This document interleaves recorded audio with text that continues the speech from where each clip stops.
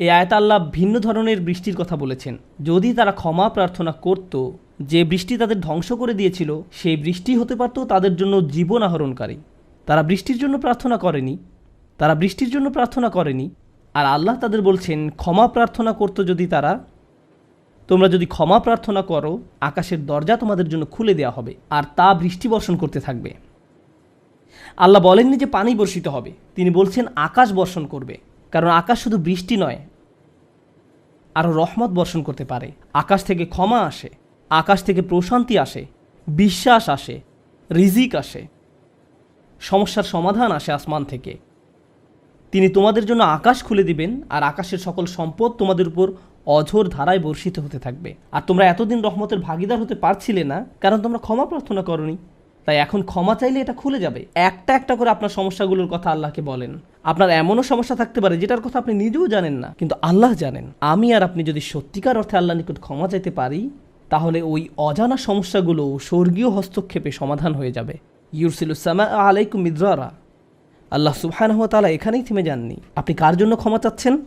আপনার নিজের জন্য। ইস্তাগফিরু রাব্বাকুম, তোমরা নিজেদের জন্য ক্ষমা প্রার্থনা করো। আল্লাহ বলেন ওয়ায়ুমদিদকুম বিআমওয়ালিন ওয়া বানিনা, তোমাদের ধন সম্পদ, তোমাদের সন্তান সন্ততি বাড়িয়ে দেওয়া হবে। তিনি ধন সম্পদ এবং সন্তান সন্ততি দিয়ে তোমাদের ঐতিহ্যকে সমৃদ্ধ করে দিবেন। এমন সম্পদ নয় যা আপনাকে আল্লাহর কাছ থেকে দূরে সরিয়ে দিবে, কারণ এই টাকা দেওয়ার কথা এসেছে আপনার ক্ষমা চাওয়ার প্রেক্ষাপটে। তিনি আপনাকে ভালো অর্থ দিবেন যা আপনার জন্য দুনিয়াতে এবং পরকালে কল্যাণ নিয়ে আসবে। তিনি আপনাদের ভালো সন্তান দান করবেন যারা আপনার জীবিত থাকা অবস্থায় ভালো কাজ করবে, তারা আপনাদের সম্মান করবে, ভালোবাসা দেখাবে, আনুগত্য করবে, আপনি তাদের দেখে গর্বিত হবেন।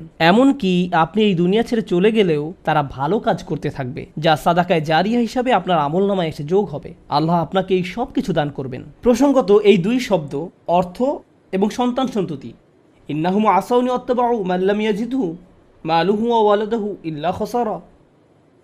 আমার সম্প্রদায় আমাকে অমান্য করেছে আর অনুসরণ করেছে এমন লোককে যার অর্থ ও সন্তান সন্ততি কেবল তার ক্ষতি বৃদ্ধি করেছে।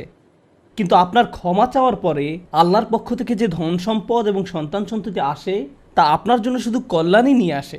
একই ধন সম্পদ এবং সন্তান সন্ততি, পার্থক্য হলো এখন তাদের উপর আল্লাহর ক্ষমা ও রহমত রয়েছে।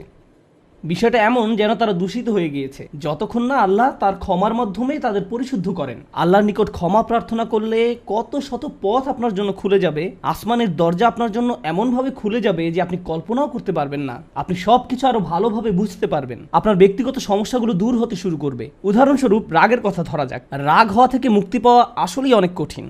বহু মানুষ খুবই সমস্যাপূর্ণ জীবনযাপন করে, খুব অল্পতেই রেগে যান, কিছু একটা তাদের সামান্যতেই ক্রোধান্বিত করে, আর তারা এর সাথে লড়াই করতে পারেন না। তারা তাদের এই সমস্যাটা বুঝতে পারেন, কিন্তু নিজের কাছে অসহায় হয়ে পড়েন এবং মনে মনে ভাবেন, না, আমার পক্ষে এই রাগ হওয়া থেকে মুক্তি পাওয়া সম্ভব না।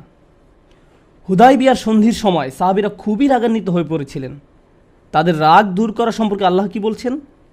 তিনি বলছেন ওয়া আনজালাস সাকিনাতা ফি কুলুবিল মুমিনিন, তিনি আকাশ থেকে বিশ্বাসীদের অন্তরে প্রশান্তি নাজিল করলেন।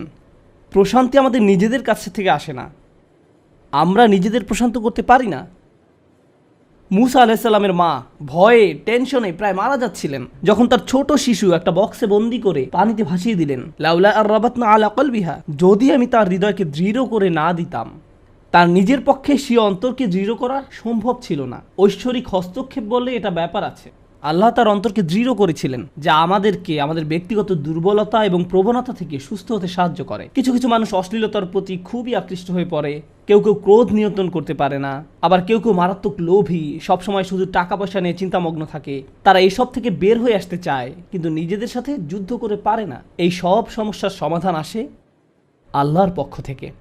আপনার একান্ত ব্যক্তিগত গভীর সমস্যার সমাধান আসে আসমান থেকে। বৃষ্টি যেমন পৃথিবীকে পরিষ্কার করে দেয়, তেমনি আসমান থেকে আল্লাহর রহমত এসে আপনার সমস্যাগুলোকেও ধুয়ে মুছে পরিষ্কার করে দেয়। ওয়ায়াজআল লাকুম জান্নাতিন ওয়ায়াজআল লাকুম আনহারা, তোমাদের জন্য উদ্যান স্থাপন করবেন, তোমাদের জন্য নদীনালা প্রবাহিত করবেন।